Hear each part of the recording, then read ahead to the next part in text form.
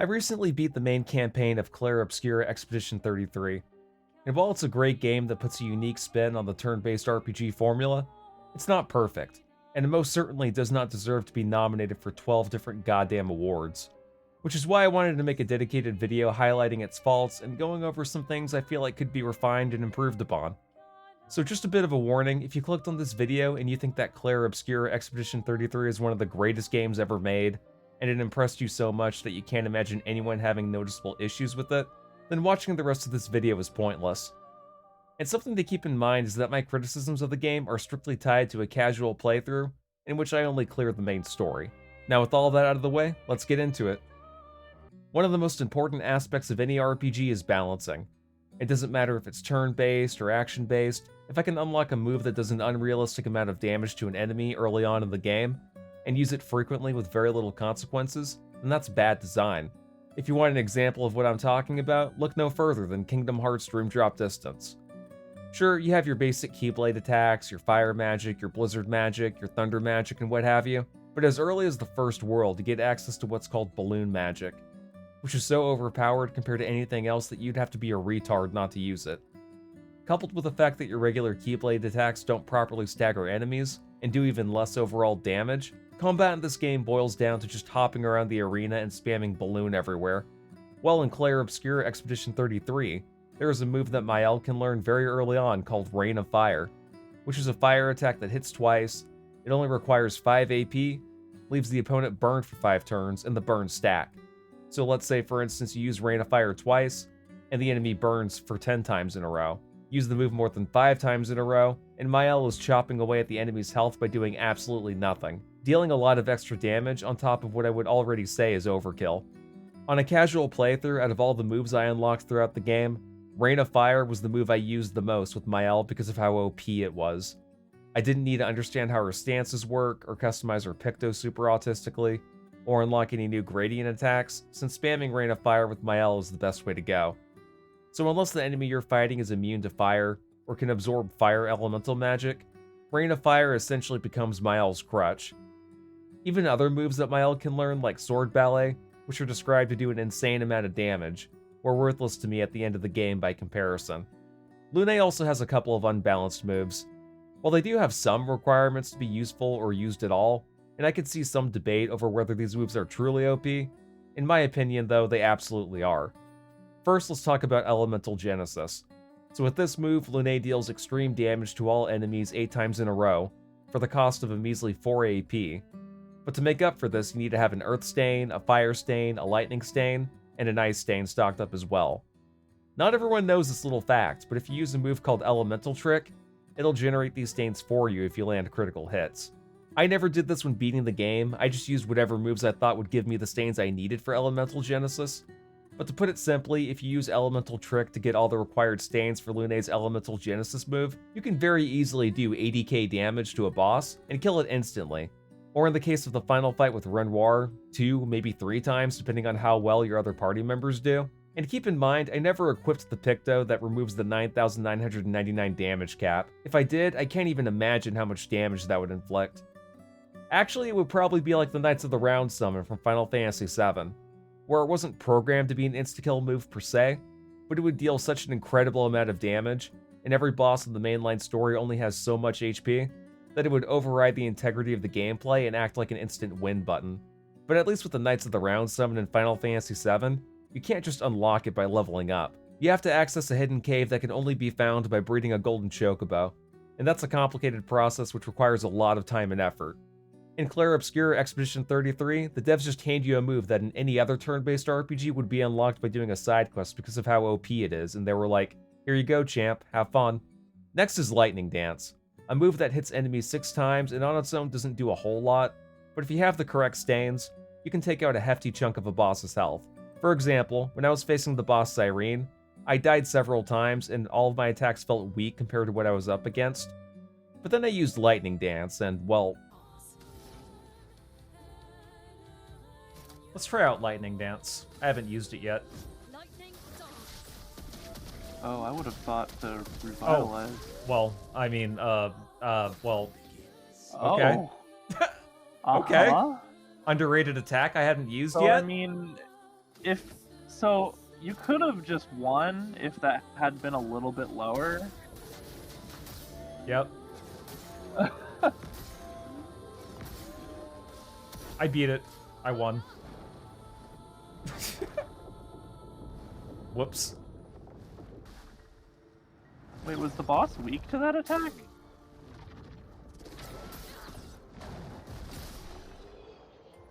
It wasn't weak to the lightning attack, but it was just so super strong and valid and heckin' real that it just killed it for me. Heckin' wholesome. Yep.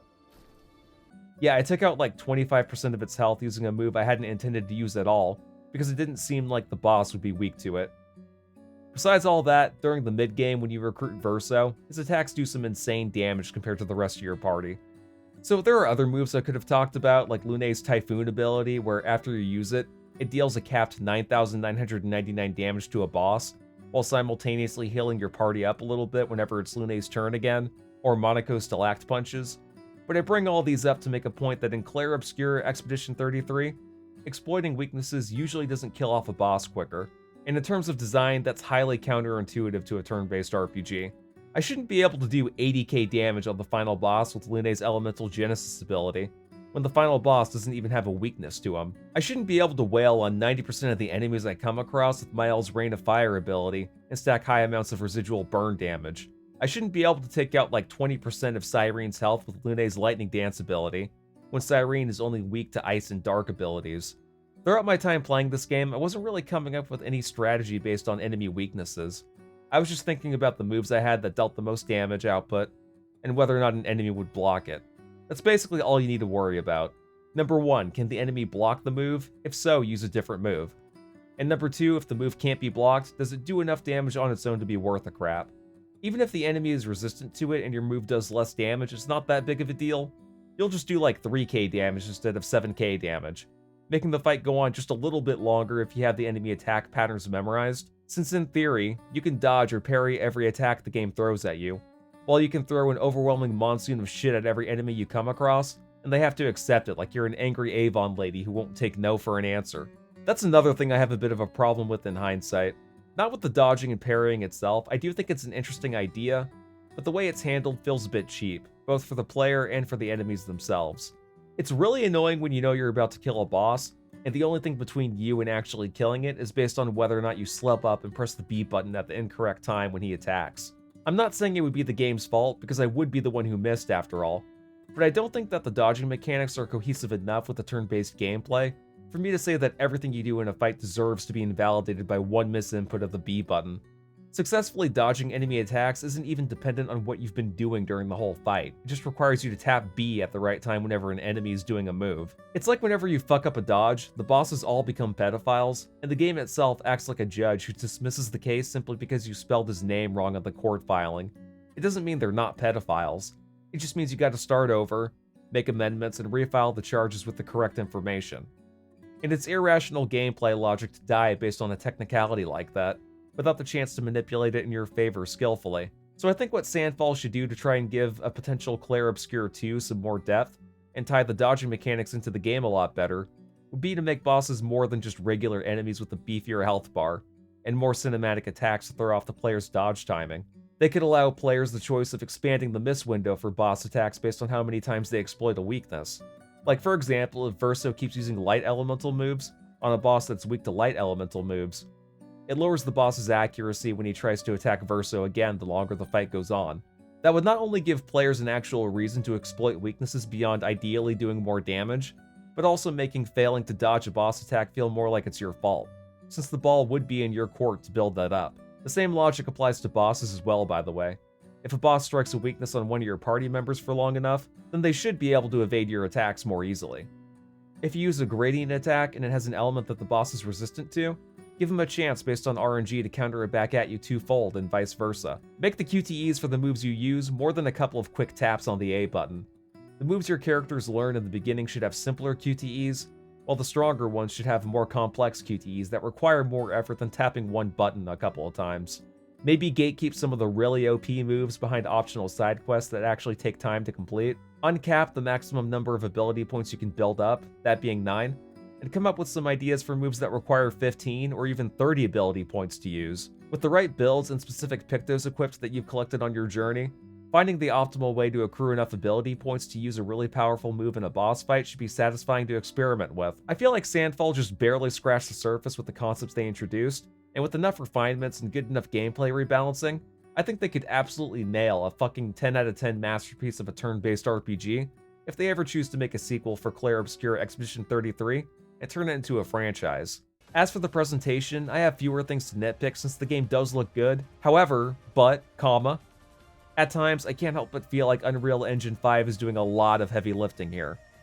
This is more of a personal opinion I have rather than an objective fact, but I find it very disappointing how nowadays game developers, especially the ones here in America and Europe, tend to rely on popular mainstream engines like Unreal Engine 5 or Unity as a crutch to make the presentation of their games look good instead of implementing their own style properly. It's especially noticeable in brighter areas where the lighting makes the game look like it's in sulfur vision, or like you're taking a vacation to the planet Venus.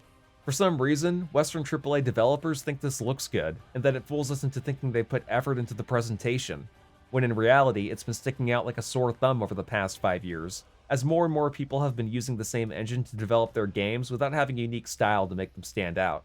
And just to clarify, I have no issue with developers using mainstream engines to make a new game or remake an old game. They just need to take their art direction into consideration a little better, or if the game in question is a remake, more accurately recreate it. For example, Battle for Bikini Bottom Rehydrated was made in Unreal Engine 4, and aside from a couple of areas in Jellyfish Fields, the game looks incredibly faithful to the original release. They even made the Dreamscape area look more like a dreamscape. The same applies to Metal Gear Solid Delta Snake Eater, since it carried over the original visual filter from the PS2 release. These are all games remade with a commonly used engine done right.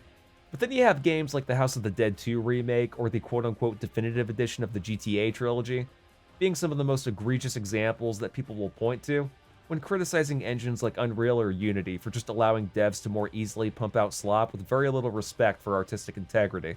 And there used to be a time when doing this was viewed more positively because of how graphics have rapidly evolved between the year 2000 and 2015, as well as how HD technology became a thing. But I would say since the PS4 era, the mask has been slowly falling off.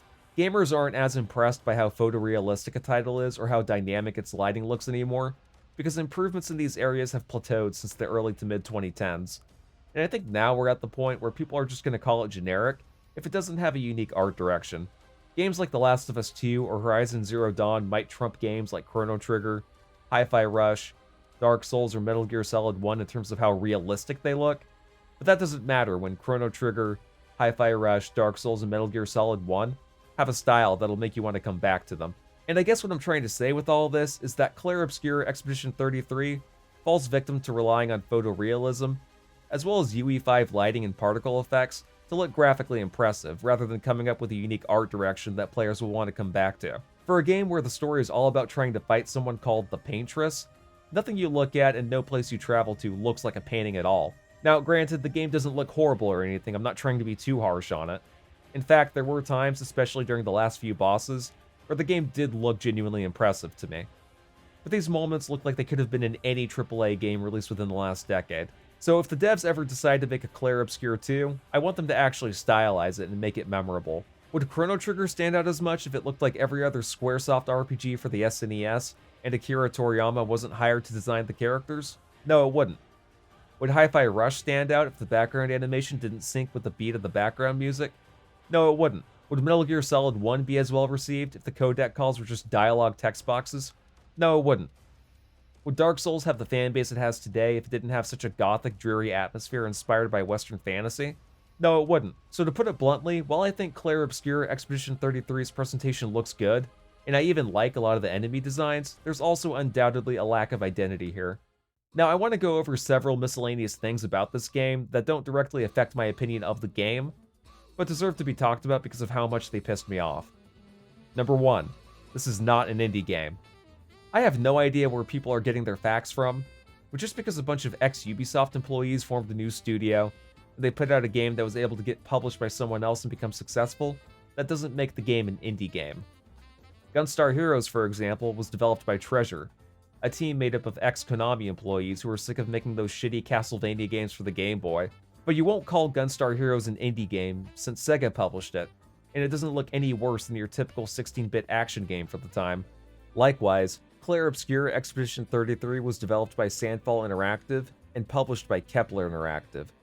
But while Kepler Interactive seems to just be your typical indie publisher, when you do some digging on Sandfall Interactive, the idea of Clair Obscur being an indie game begins to fall apart. For instance, the CEO of Sandfall, whose name I'm not even going to try and pronounce, because I don't recognize French as an actual language, is the son of a man who owns 4 powerful investment companies that rake in millions every year.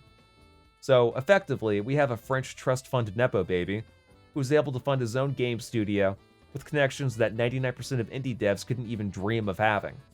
And when you consider these facts, it makes a lot of sense how Clair Obscur Expedition 33 was able to look as professional as it does despite its relatively modest team.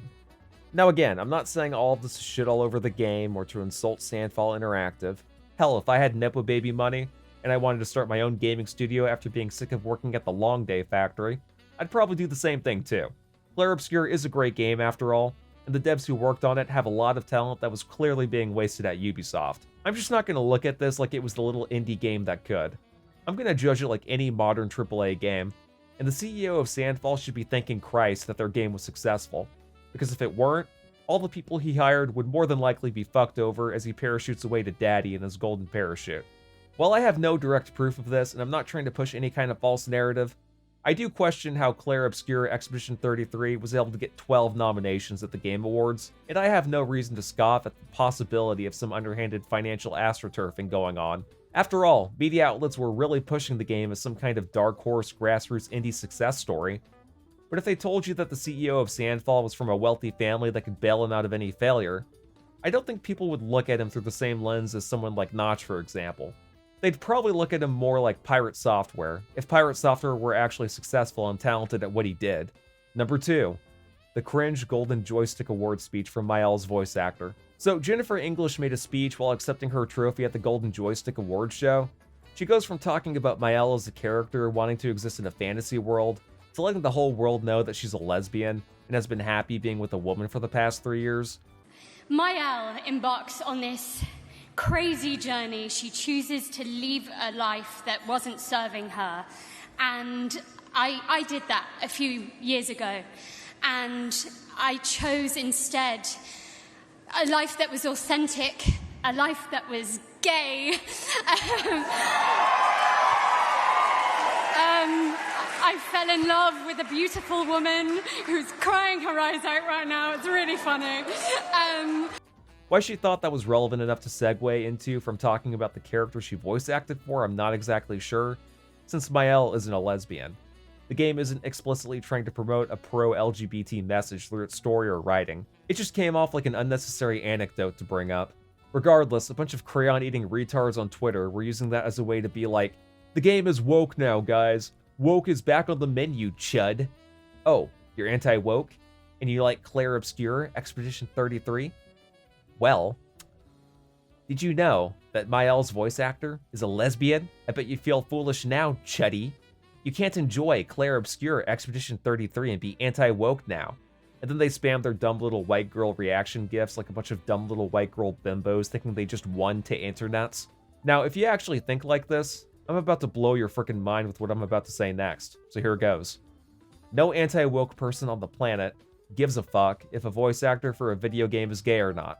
Yeah, I know, it's crazy, right? For some reason, people have it in their heads that anti-woke people hate games just because they hire gay people to voice characters, or include gay characters in the games they make, when it's not them being gay that's the problem.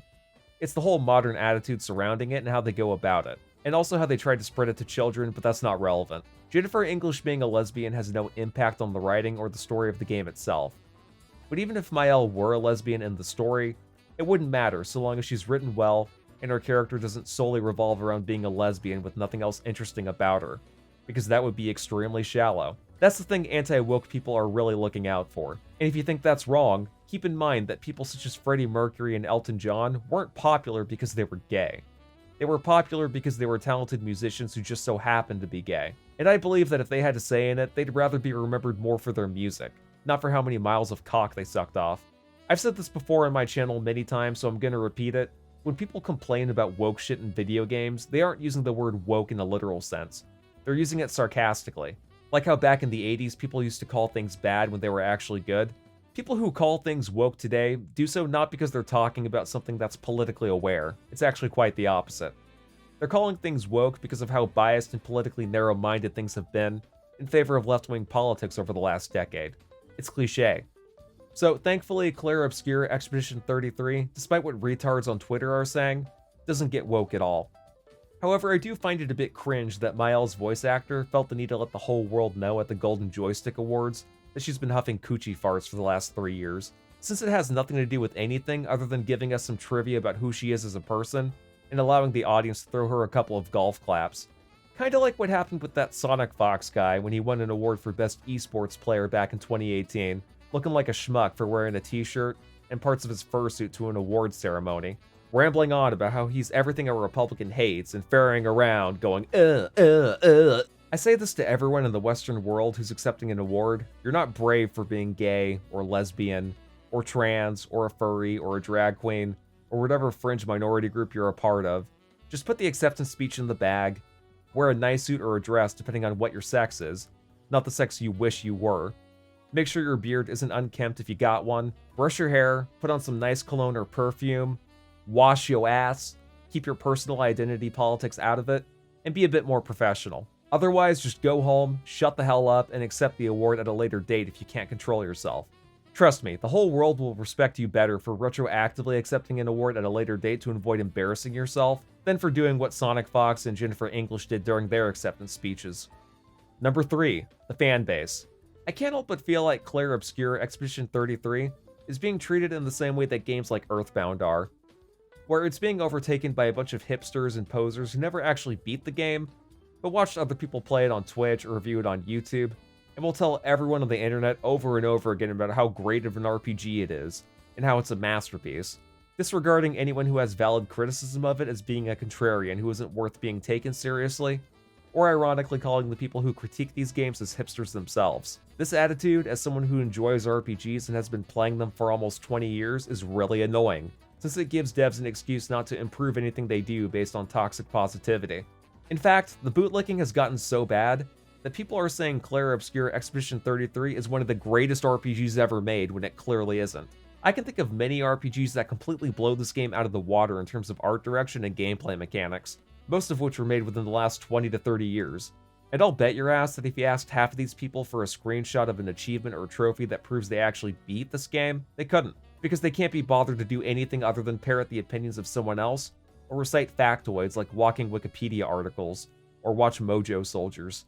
Seriously, the next time someone tells you how great Clair Obscur Expedition 33 is, and how much of a fan of it they are, ask them if they've actually beaten the game, and tell them to provide a screenshot of an achievement that proves they did. Because while achievements or trophies don't really prove how good of a gamer you are, they do prove how much time you invest into the games you play, and whether or not you're lying about beating the games you say you do. Like, come on.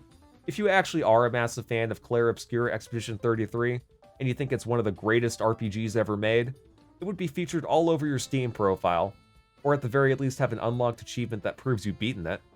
Otherwise, you actually need to play the games you love talking about so much. I can understand if you only put a couple hours into a game and dropped it because it didn't grab you, or you want to talk about how bad a game was to you despite never actually getting to the ending. That I can get behind. But the one thing I'll never understand is people talking about how much of a fan they are of a game for months on end, when they haven't even beaten the primary campaign. Like, if the game has already been out for 6 months, and you're such a big fan of it, why hasn't your ass actually finished it?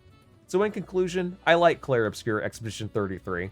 I think it shakes up the turn-based RPG formula in a way that I'm sure many developers have never thought of before. But at the same time, it's not perfect. There are some aspects of the gameplay and presentation where you can tell they cut corners. And I have no idea why it was nominated for 12 awards or why people are calling it one of the best RPGs ever made. Chrono Trigger is one of the best RPGs ever made. Final Fantasy VII is one of the best RPGs ever made. Persona 3 is one of the best RPGs ever made. Clair Obscur Expedition 33 is not. Hello everybody, it's Jeff Keighley, and the Game Awards season is officially here, leading up to our live show streaming everywhere on Thursday, December 11th. For Best Performance, the nominees are Ben Starr for Clair Obscur Expedition 33, Charlie Cox for Claire Obscure Expedition 33, Erika Ishii for Ghost of Yote, Jennifer English for Claire Obscure Expedition 33.